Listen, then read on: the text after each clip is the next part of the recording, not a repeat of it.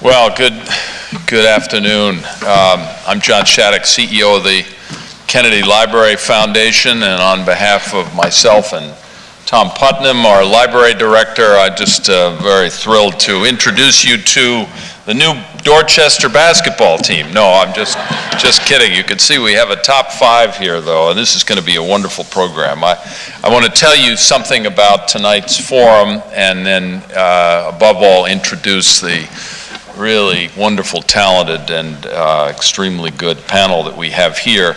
But first, I want to thank the organizations that make these Kennedy Library Forums possible, starting with our lead forum sponsor, Bank of America, and our other generous sponsors, Boston Capital, the Lowell Institute, the Corcoran Jennison Companies, the Boston Foundation, and our media sponsors, the Boston Globe, NECN, and WBUR, which broadcasts all our forums on Sunday evenings, and if you want, you can hear this one, of course, on Sunday evening. The Kennedy Library is very proud to be a Boston institution, and we're honored to be a place where people come from all over our city on a regular basis to discuss the issues in their community. And when people ask me how to find the Kennedy Library, I tell them we're in Dorchester.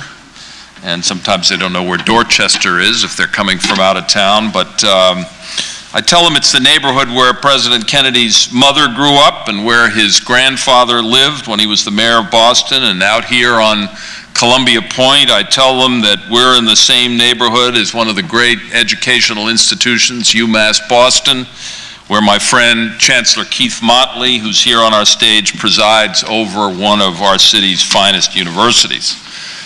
So tonight, we're here to talk about another part of our city, Charlestown, and about Charlestown High School and its championship basketball team, but also about race and class and being young and competing and losing and winning and learning the lessons of life in some of Boston's toughest neighborhoods. And our entry point into all these subjects is a wonderful new book by one of Boston's best journalists, Neil Swidey, who's seated second from my left, who's a prize-winning writer for the Boston Globe magazine. And Neil's book, which is entitled The Assist, tells the story of Charlestown High School 30 years after it was in the national spotlight during Boston's busing wars. For 4 seasons in a row, from 1999 to 2003, Charlestown won the state basketball championship. And Neil's book takes us to Charlestown after these championship years and introduces us to the members of the team and their coach and the struggles they've had on and off the court. And he tells us about the competing pressures that they face every day, from gangs and guns to teachers and families, from police and parole officers to recruiters and colleges. And he tells their story so that we can understand the hopes and the fears and failures and triumphs of young men growing up in our city today.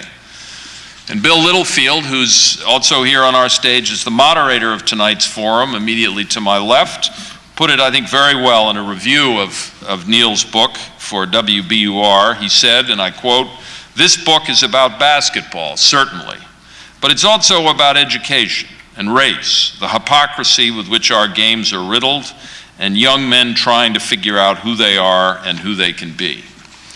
So before turning this over to Bill for our discussion, let me tell you about the extraordinary range of talent and leadership and experience that our panelists have here tonight as they bring that to this discussion. Neil Swidey has won the National Headliner Award for his writing at the Globe, and his writing has been featured in the Best American Crime Writing of 2007, the Best American Political Writing of 2007, and the Best American Science Writing of 2006. Now, do I have to go any further? Bill, is there any subject that you don't know? A measure of his commitment, I would say, to the people that he profiles in this wonderful new book, which is on sale in our bookstore and which Neil will be signing after the forum, is that after the book was published, I understand that he worked with Boston community leaders to set up a college scholarship fund for inner city high school students in memory of Allred Taylor, a Charlestown high school basketball player who was killed in 2006. Sean Brown, seated next to Chancellor Motley, is one of the stars of Neil's book. He's an outstanding player, was an outstanding player for Charlestown High.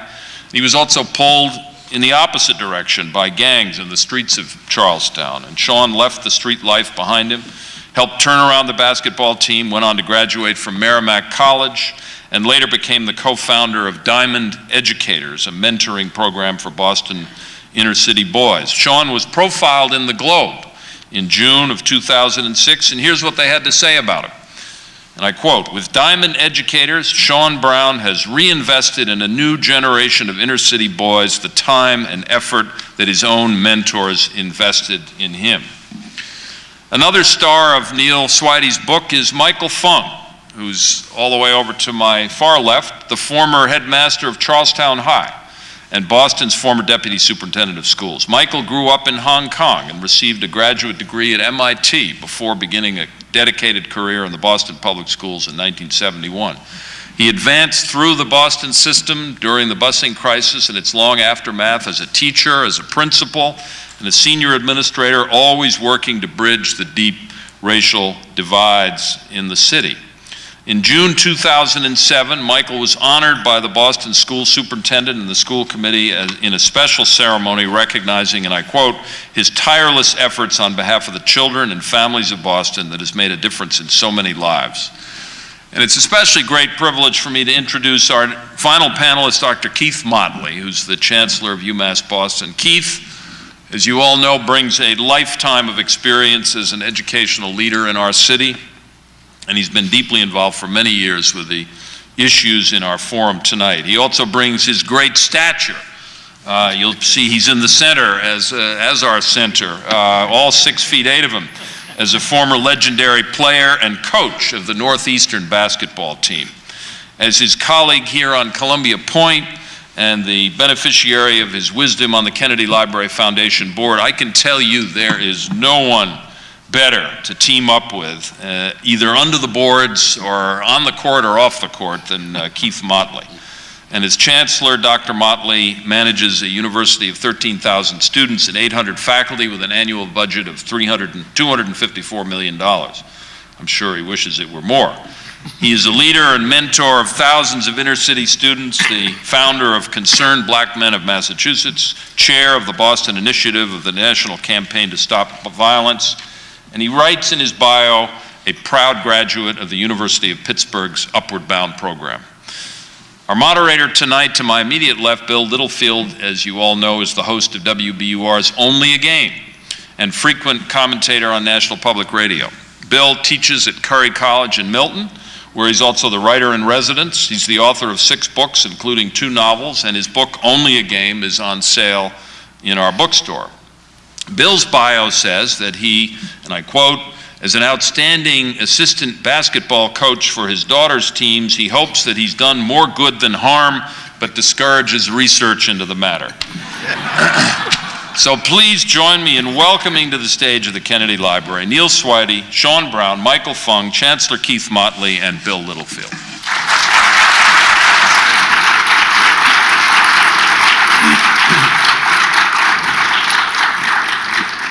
Thank you very much, and for especially not going into researching the record of the basketball teams that I hope to help to coach. I'm going to do a little more introducing via some questions, or at least the first question. The culture of a basketball team is important. The position of the coach and the temperament of the coach is very important. But as important, clearly, in terms of the Charlestown basketball team profiled in Neil's wonderful book, is the culture established by the man in charge of the whole school. And at one point, Neil refers to Michael Fung as, well, he's quoting one of the students, I believe, when he says it, but he refers to the principal of the high school as one brass-balled Chinese guy. And I was curious. I wanted to ask Neil a little bit about how Michael earned that nickname, and then we'll just let Michael talk about it a little bit perhaps as well. Do you encourage further research into that claim as well? It's entirely up to you. My job is just to ask the questions, and then I have some water and sit back.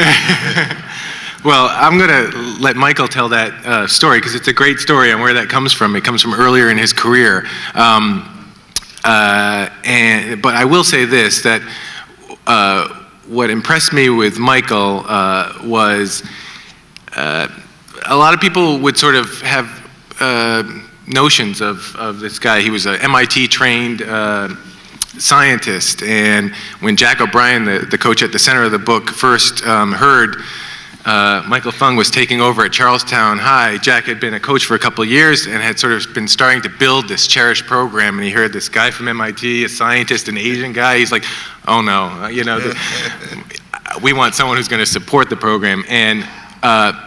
And Michael surprised him, and he's surprised a lot of other people because he became the biggest booster of this program. And I think what he sees, he's very perceptive, and he sees good teaching. And that's what he sees in this basketball team. He loves sports and he loves the basketball team, but what he always saw in O'Brien was a fantastic teacher who knows how to motivate players, students, and get the best out of them, and is always trying to get better at it each year. And I think that's what Michael saw in Jack, and that's why they formed this unlikely bond. But I do want to let Michael tell the story of where you get the reputation from. What story? This is the story when you... There are so many. This is when you were teaching at Boston English early on. Okay. Maybe I'll tell the story then. Okay. And then he can tell you whether or not it's true. That's right. Yeah. You'll see fact-checking going on right here on the stage.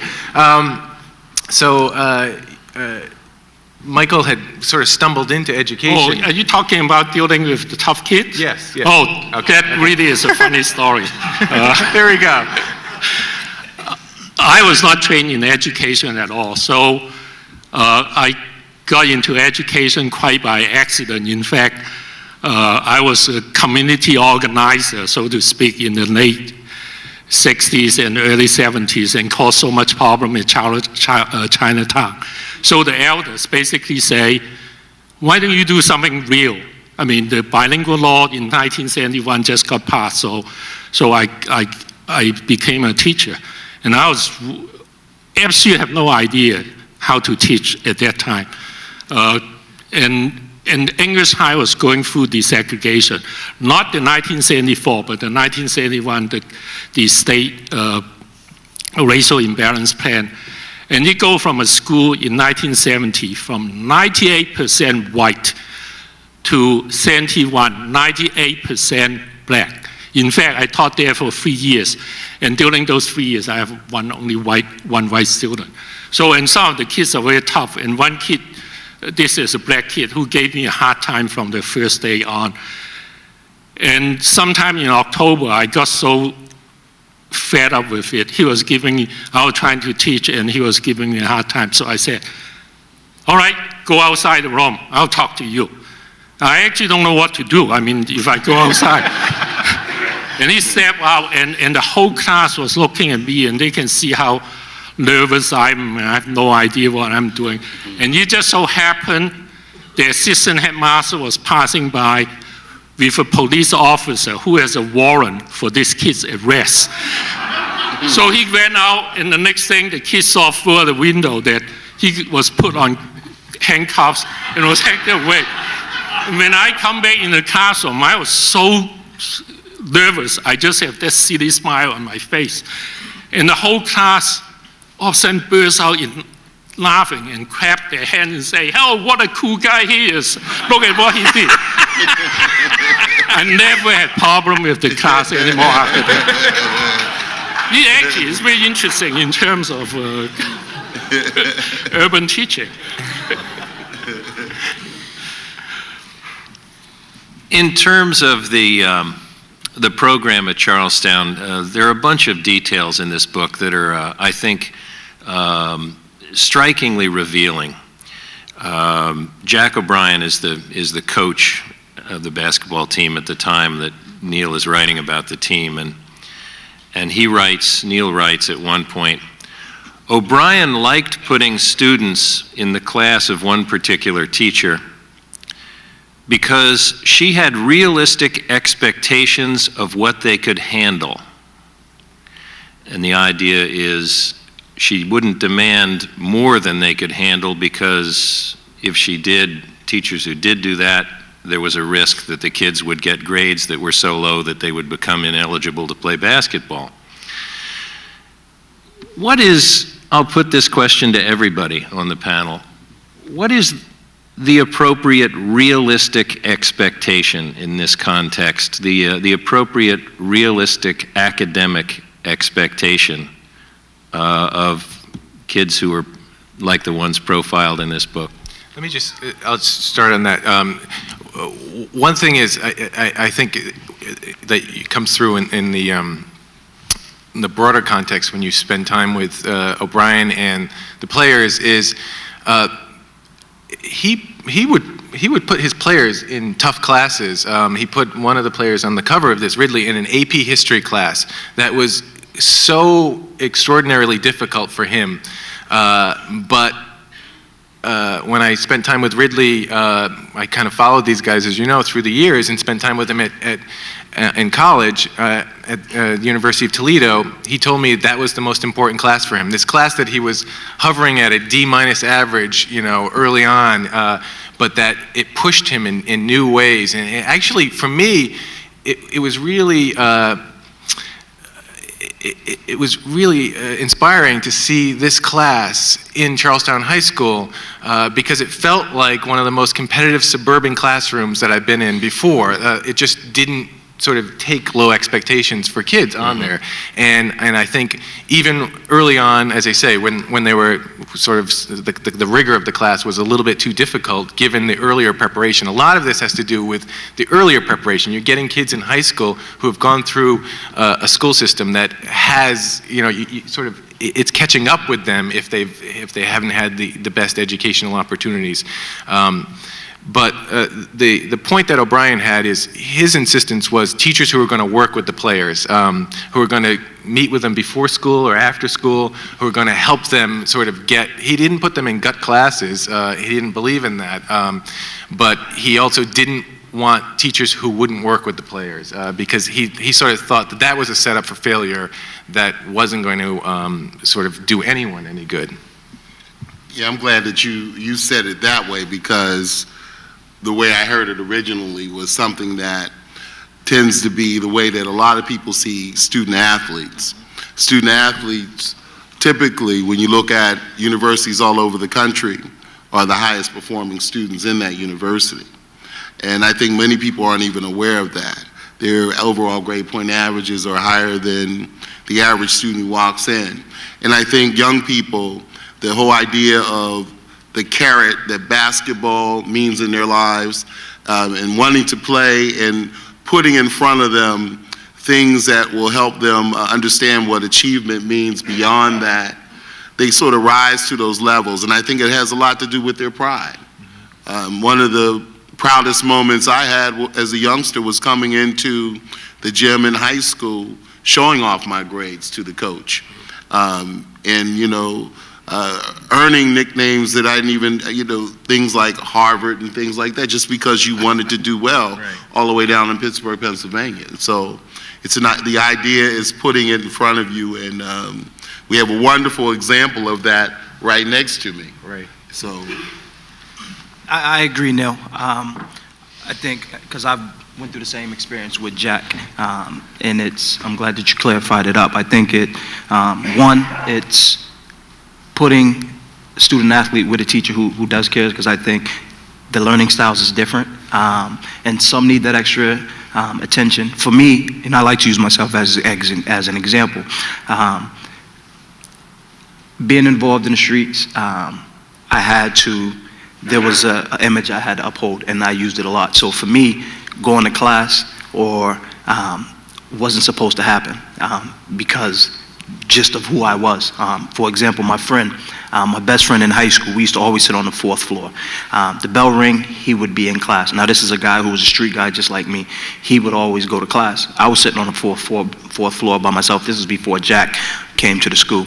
And I look around and my partner's not there. So when it came time for grades, we exchanged report cards. He had A's and B's. I had all F's. Now, this is a kid who was doing the same thing that I was doing, hustling, but he understood the value of education. For me, I never had that. Like, I've never had anyone to look up to show me. He was the first. Then when Coach came, it was the same thing. Teachers had already had me stereotyped as, who this person was. Didn't want to bother. When I was in their class, I don't want to deal with him. I had already basically made my bed. And with Coach, it was, getting you with teachers who, not the class is going to be easy, but who's going to spend that time with me after school. You know what? You need to stay after with this teacher, because that was his thing.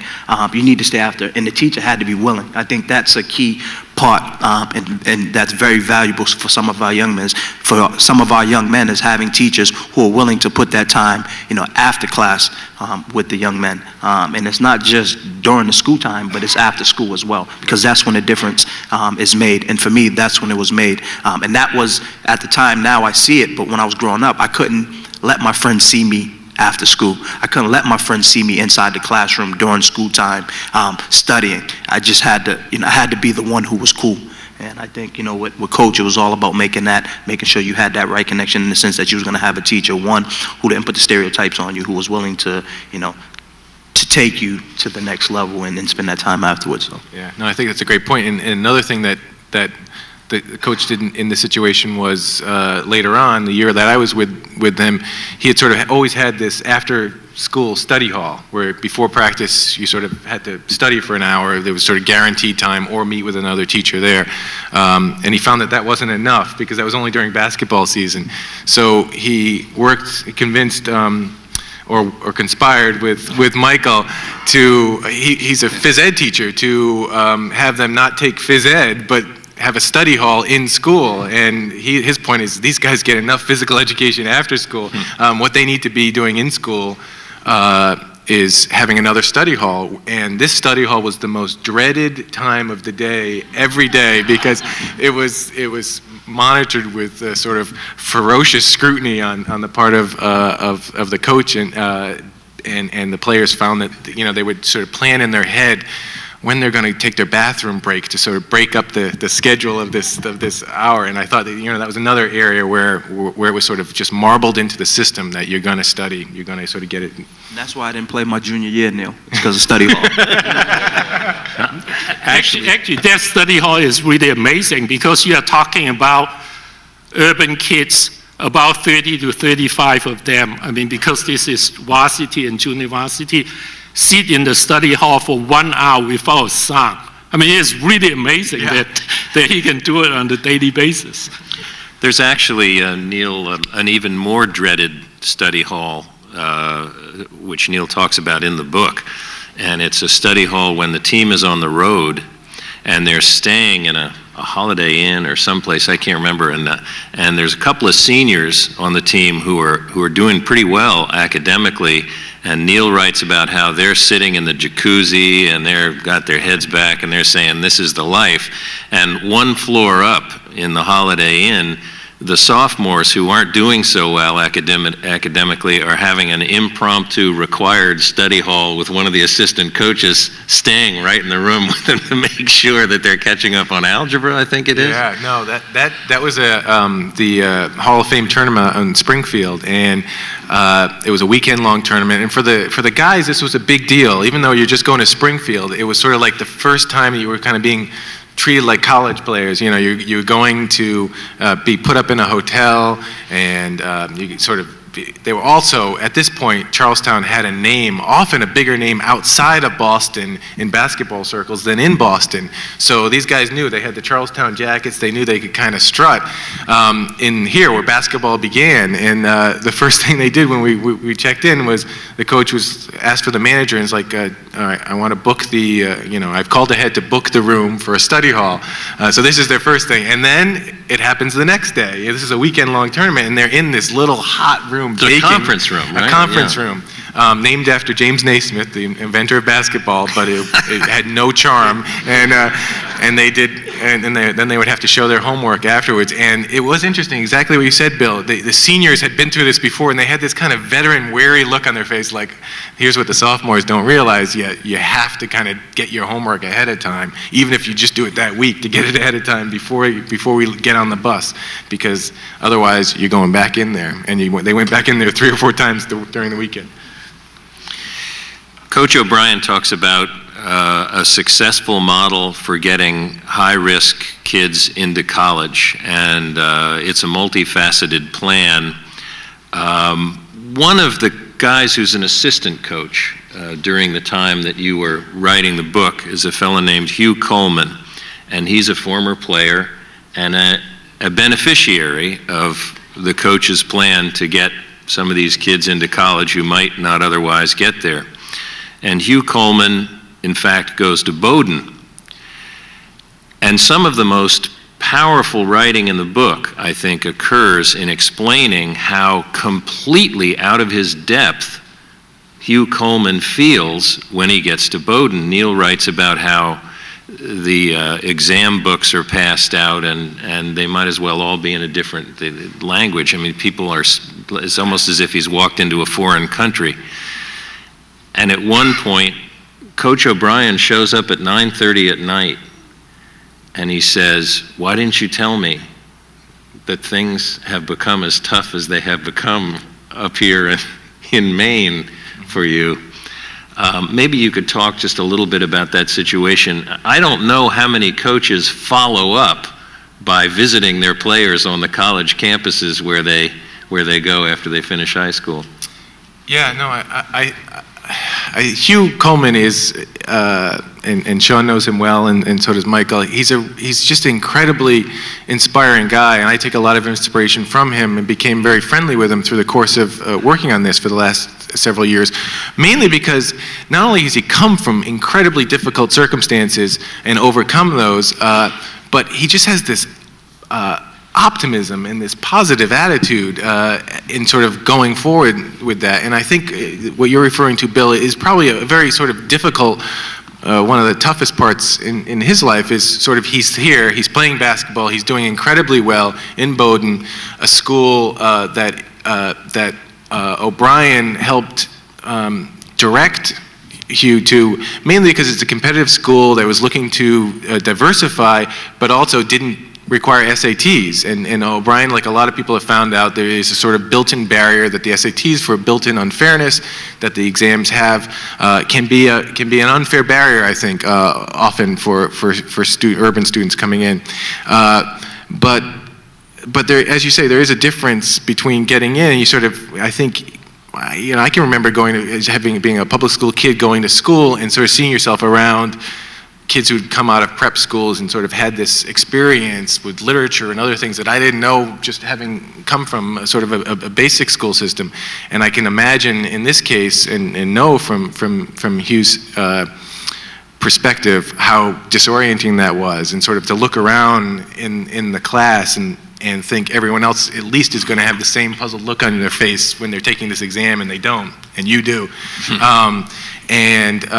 I think Hugh sort of expected that to just, didn't really know what to do. And it really is a sort of point